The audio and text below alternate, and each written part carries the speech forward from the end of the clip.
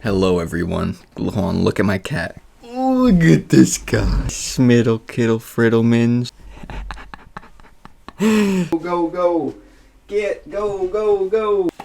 One of my favorite quotes that I've heard recently by popular figure Mr. Andrew Tate. One of my favorite quotes that I've heard from him in general is, nothing is better than hanging out with the boys. Like, those boys are my boys that are human and not furry. Although we are pretty furry if you can't tell. But, what was I saying? Oh yeah. Nothing better than hanging with your boys. Even if they're your cat boys. It's just, no one could buy those two from me. No one could buy my homies from me. Give me all the money in the world. You could give me all the time in the world. You could give me a resource more valuable than money and give me more time, and I would still, depending if I had to give up some homies or I had to give up those two boys, I can wait till I come back. I can wait till reincarnation. You got me fucked up. But hey, hope y'all are doing good. Hope y'all are doing great. I'm feeling good this morning. I'm feeling good this morning. I got a coffee right here. I got some good vibes for my kitty friends. And I'm about to smack the inkity ackity as soon as we get past the 10-minute guy nice clock. So, you know how it do, you know how it be. But how are y'all doing? You could either be doing great, you could either be doing bad. Maybe you were doing bad and now you're doing great. Either way, it's an experience and you should be happy to live it. I hate to sound like, hey, you're alive, be happy. You know what I mean? It's a pretty generic statement to make. But if you're alive and you have the ability to experience anything, that itself is an experience, and it can turn itself, or you can transmute that energy into something more positive or something that you would want more of. You know what I mean? If God's given you a lot of challenges and a lot of things that you have to deal with, you're gonna feel fucking amazing once you get to the other side. If he's giving you women problems, you're gonna feel amazing once you finally get over that woman and you're able to approach and talk to other women with righteousness and vigor, and you actually mean it, and you have motivation, and you have the ball strength to be able to take another loss. Not just so you can get the other woman, or you get a better woman, or you say fuck women. No. You become immune to the bullets. They can shoot at you as many times as you want, but if you become Terminator, shit, turn me to Swiss cheese, motherfucker. I'm still gonna be dairy. I'm still gonna have some sort of nutritional value left in me. Swiss cheese is a pretty fire cheese, even though it's got a lot of holes in it, son. Poke as many holes in me as you want. I'm still cheese, son. That's the thing. It's not about once I'm good forever and I'll never be bad again, or I'll never be going through something again. No, it's that when it happens, I'm prepared for it. I'm almost ready for it. I'm almost so confident in myself that I might put myself intentionally in dangerous positions or harm's way because I know I can handle it. And then when I'm in it, when I'm going through the bullshit, when I'm in the hard times, when I'm facing the adversity, I know that I got the will of God in me, son. I know that I got the willpower. I am will. Got that will inside me, son. So there's nothing that can stop me or stop us or you or I. There's nothing that can stop I, because I is I and I. All right? I, Captain. There is no stopping us. The only thing stopping us is ourselves. All right? Because even death can't stop us. Because if I die, I'm going to just come back in another body. And that's a whole nother video. So I'm not going to go too deep into that. But if you want to, look up reincarnation. Look into Buddhism. Drop some acid. No, I'm kidding. I don't. Everybody, if you are interested in anything or curious about anything, you should always do your own research, make your own decisions.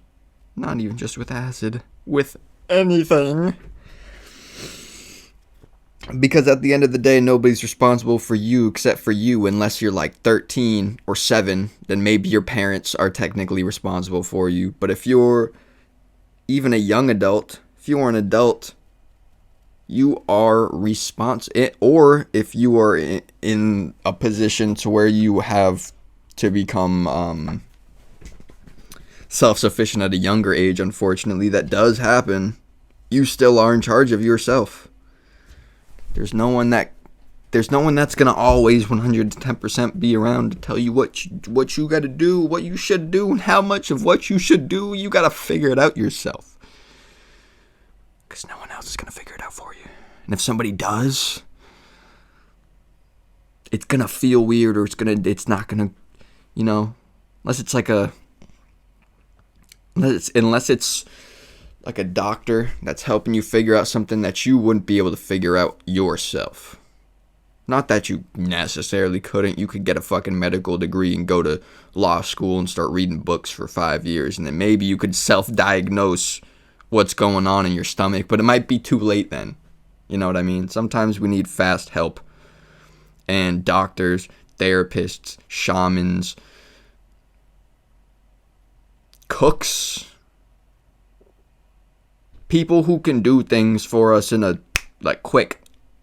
I need good tasting food that's going to fill me up and be nutritious, but I don't have the 2 hours to cook it.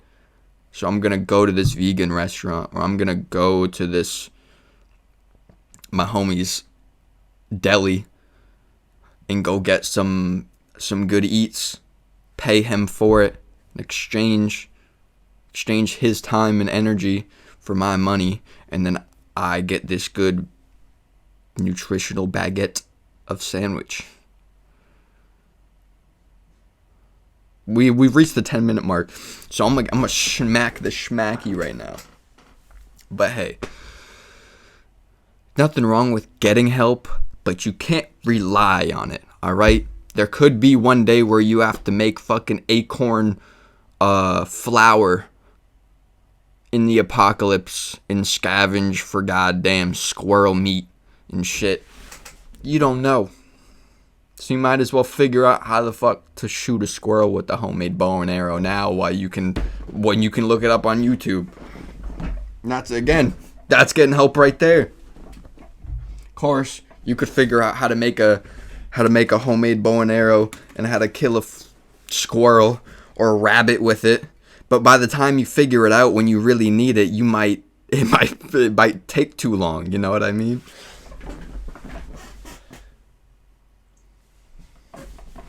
That's why it's the benefit of learning and teaching is insurmountable. Is that the word? It's immeasurable.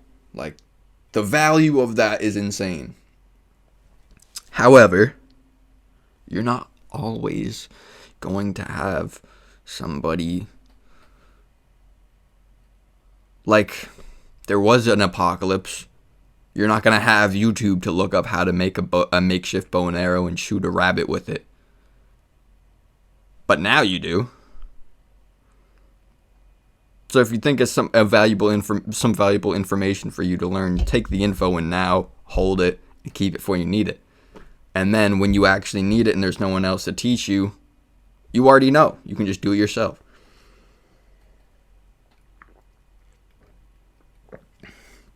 That's life right there, son. That is life.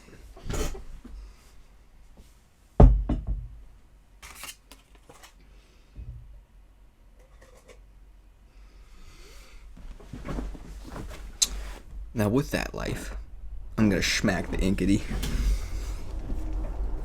I'm gonna schmooze up the yaggity.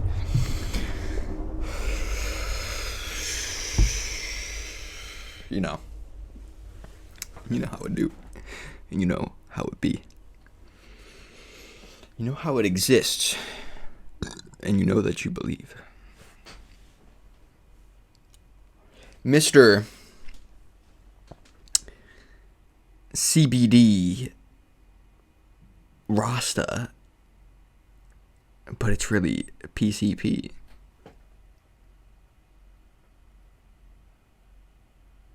Cut it. I don't know what I was doing with that.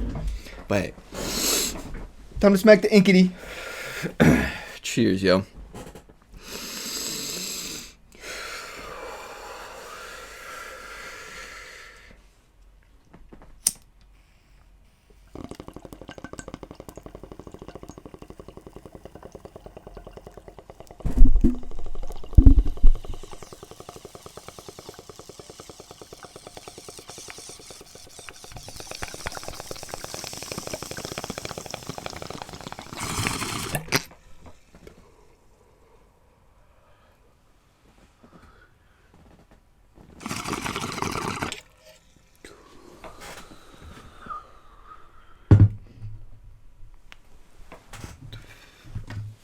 That was tasty, but I can also taste a little bit.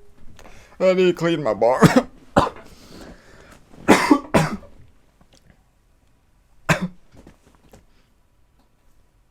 I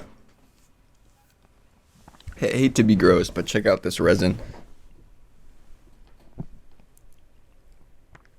Can't even really see it. I can't turn my wrist like that.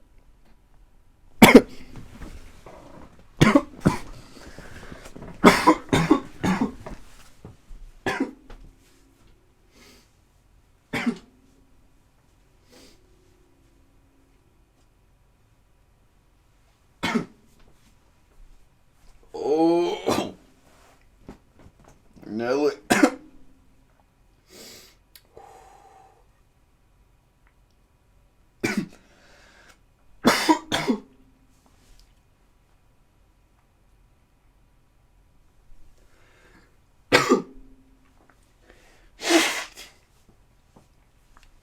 Oh, jeez. Oh, my. Look at me. I'm looking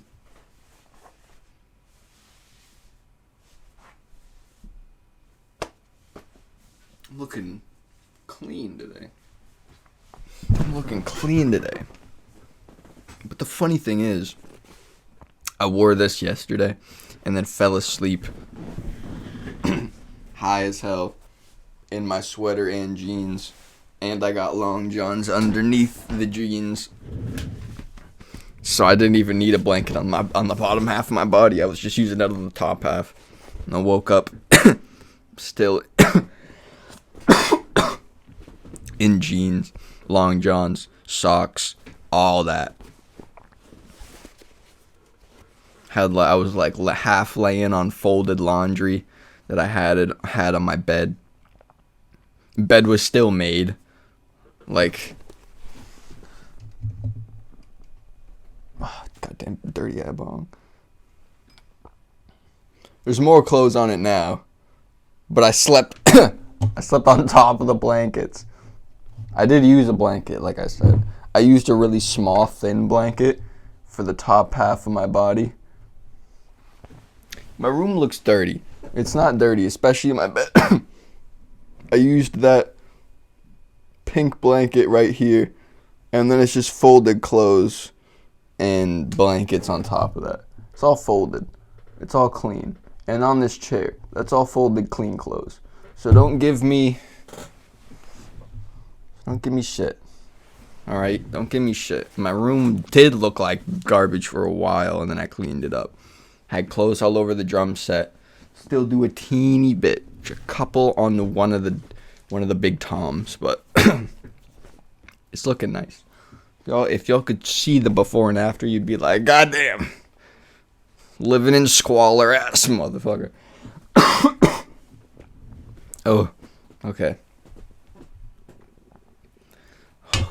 Coffee time.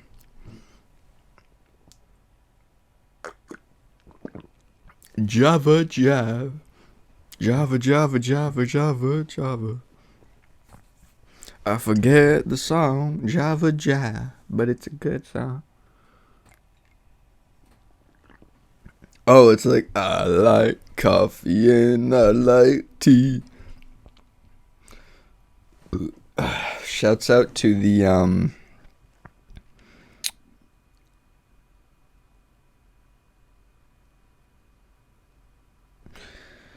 whoever made Java Jive.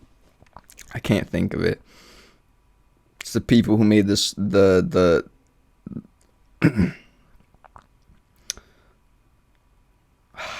like on the tip of my tongue. I wanted to say the Black Eyed Peas, but that's the silliest fucking thing ever. They're like from the 50s.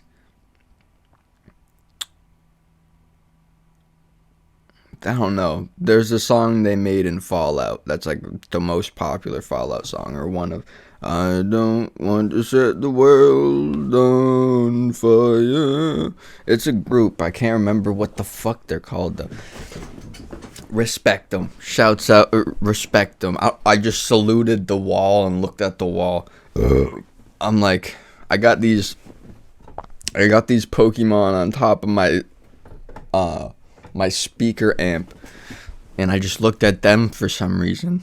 I'm not talking to y'all. I mean, I guess I am. Y'all are a part of the conversations. Yo, I'm rambling, son. Ayo, son. I'm rambling. Ayo. Ayo. Ayo. The mixture of coffee and weed is fucked up. It's like I should probably at least take a break just to see what it feels like living with sun and water for like a week or at least a couple of days. I've been smoking weed every day for so goddamn long, and I've recently picked up, when I worked at this job for probably a good, it was at the local grocery store. I'm not gonna say where, but local grocery store in town. I worked there for probably 7-8 months, I want to say. Over 6. I was going to stay there for 6, but then I ended up staying there longer. And then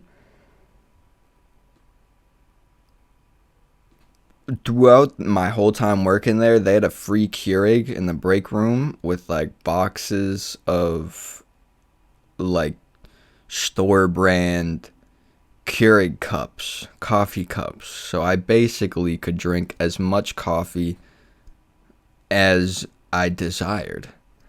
And being there, I would, on my breaks, I would get like a 15 and a 30-minute break usually, and sometimes maybe another 15, I can't remember.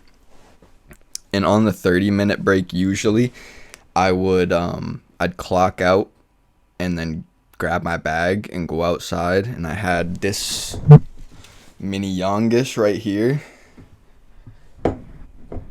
and I would just bring it outside and get schmizzy ackied and then go back into work and finish my shift. And I developed this habit of drinking coffee in the break room basically all damn day. So I would be drinking coffee all damn day, and then I would, in the middle of my shift or like middle end of my shift, like 2/3 of the way through, I would go on a break and then get high as fuck and come back, and I'm already caffeinated, so now I'm like hippie speedballing. My heart's like feeling crazy. I feel like I need to go run a mile, and I'm like looking at everybody like like getting real primal, like get out of my way, get out of my way, get out of my way. Like feeling like a fucking demon. God forbid I had my Bluetooth earbuds in and I was listening to some black metal or some crazy sadistic ass music, some like new rap shit, some Sigilcore, Cemetery, and I'm just or like some Memphis rap or some drill blazing down the aisles, just power walking, heart pounding, brain spinning. And I'm getting, as I kept doing this, because I would do it all the time, and I would work like 5-day work weeks at least, or I would work about 5-day work weeks, 8-hour days. So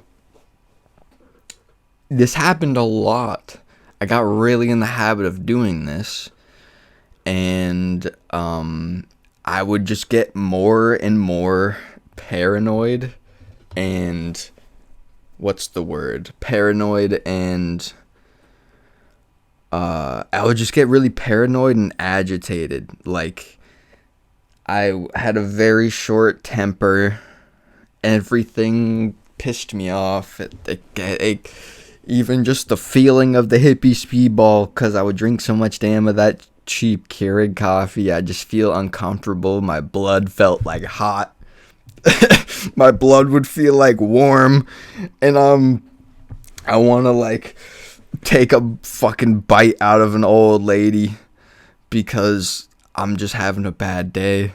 Or I'd like see somebody looks at me weird because I looked at them probably crazy, and I would just be like in picturing some beating them up in my mind, like beating up a middle-aged man, like, yeah, I bet that fucking beef tenderloin was worth it, huh?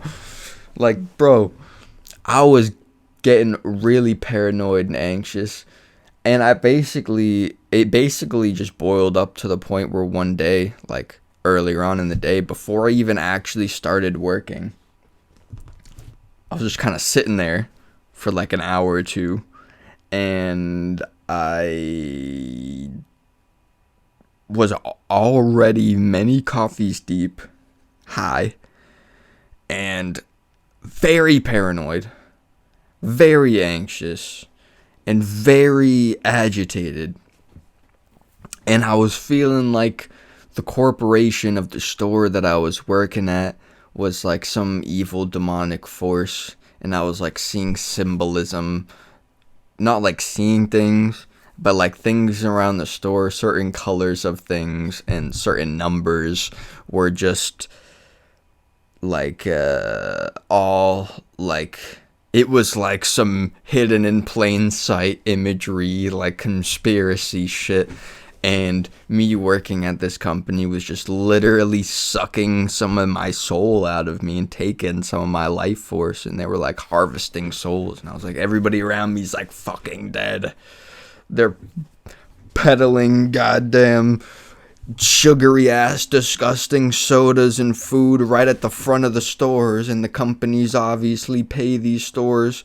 They'll put like 5 end sections, and they'll have us like stock every shelf perfectly, and it'll be like some boxed, like salty ass, processed ass, like seasoning mix for some pasta or whatever the fuck, or some Coke, or some like cookies, or some like brownies, or some whack shit right at the front, just begging for fat people and people with hormonal problems because of the food that they eat to get triggered and buy that stuff. Like, it's all a trap for, it could be money, but at a certain point it's like, dog, why?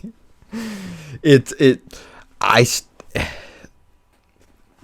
was just like, I literally have to leave. I felt the urge that I have to leave now.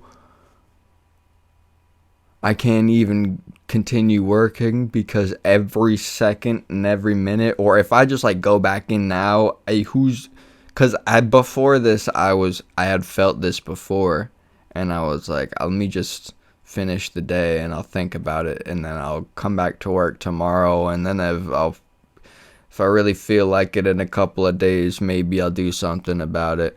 And then I would just end up working there for like another month or another 2 months. And I was like, I just have to leave today or I'm like trapped. Because I'm going to be trapped.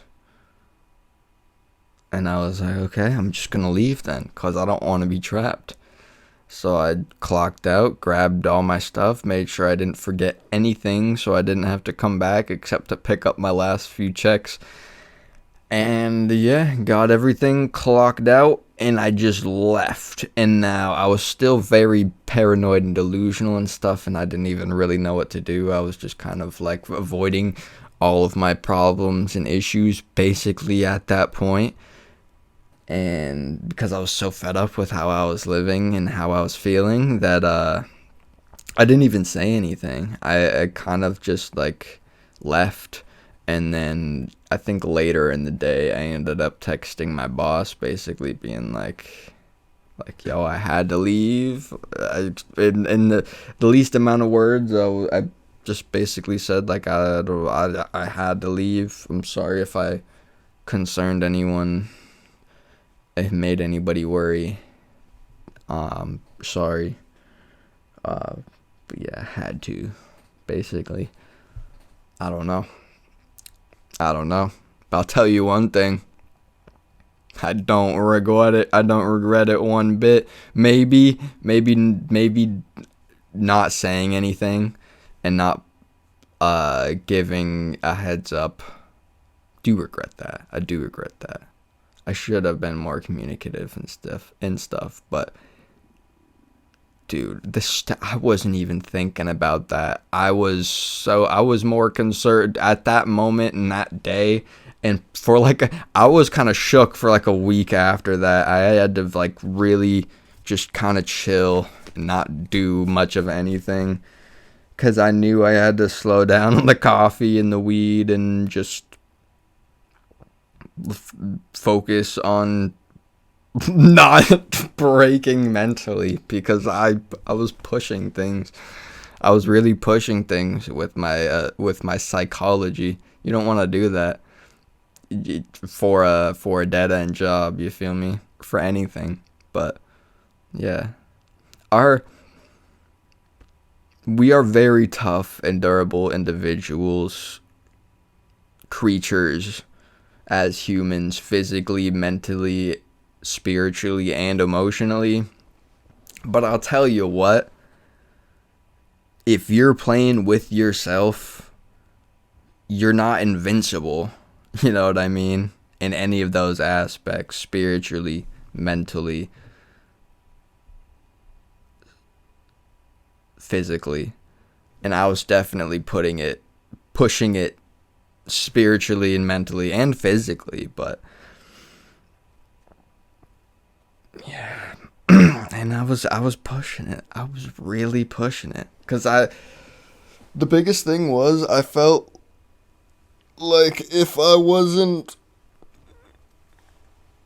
even if my soul wasn't getting harvested and I wasn't getting trapped, that was the biggest thing. But I also had this self-realization enough of the state that I was in mentally, physically, that I could be a danger to others if I like just stay and get really emotionally down, and then it turns into anger or rage, and then I end up lashing out on somebody, whether who it is, you know what I mean? And that would be much worse than me just kind of dipping out. Although that's not good by any means. I was in a very interesting state. Let's say that. Let's say that. And I'm still healing because now I have a bit of an addiction. But it's much more in control now. I do not push it by any means to the extremes that I used to. In both the marijuana and the coffee aspect. But I still combine them. I got really deep into that. I'm kind of glad I did though, because I've never really talked about it like that.